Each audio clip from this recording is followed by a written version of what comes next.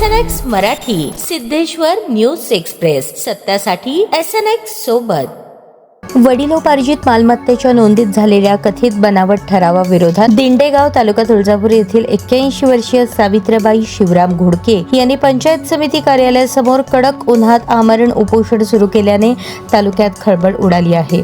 न्यायासाठी वृद्ध महिलेने सुरू केलेल्या या संघर्षाकडे नागरिकांचे लक्ष लागले आहे. मिळालेल्या माहितीनुसार सावित्रीबाई घोडके यांच्या सासऱ्यांचे कैलासवासी बंडाप्पा सखाराम घोडके यांचे निधन 11 ऑगस्ट 1978 रोजी झाले होते. मात्र त्यांच्या मृत्यूनंतर तब्बल 15 महिन्यांनी 22 नोव्हेंबर 1979 रोजी ग्रामपंचायतीचा ठराव क्रमांक 22 मंजूर झाल्याचे दाखवून त्यांच्या नावाची नोंद कमी करण्यात आली. त्याऐवजी अन्य व्यक्तीचे नाव नोंदवण्यात आल्याचा आरोप करण्यात आला आहे. मृत व्यक्तीच्या नावावर ठराव मंजूर करणे हा गंभीर प्रशासकीय गैरप्रकार असून तो कायद्याने अवैध असल्याचा दावा घोडके यांनी केला. संबंधित ठराव तात्काळ रद्द करून 1970-71 च्या मूळ नोंदीनुसार मालमत्तेवर कैलासवासी बंडाप्पा घोडके यांचे नाव पूर्ववत करावे, तसेच अधिकृत 8 उतारा द्यावा अशी त्यांची मागणी आहे.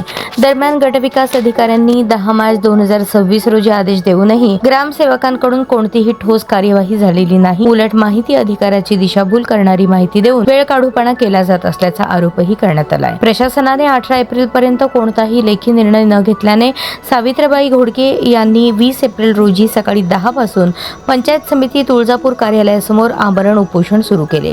त्यांच्या प्रकृतीला काही हानी झाल्यास त्याची संपूर्ण जबाबदारी प्रशासनावर राहील असा इशाराही त्यांनी दिला. 81 वर्षाच्या वयात आराम करण्याचे दिवस असताना प्रखर उन्हात न्यायासाठी लढा देणाऱ्या आजींच्या निर्धाराची तालुक्यात चर्चा सुरू झाली आहे. प्रशासनाने तात्काळ हस्तक्षेप करून या प्रकरणात न्याय द्यावा अशी मागणी नागरिकांकडून होत आहे.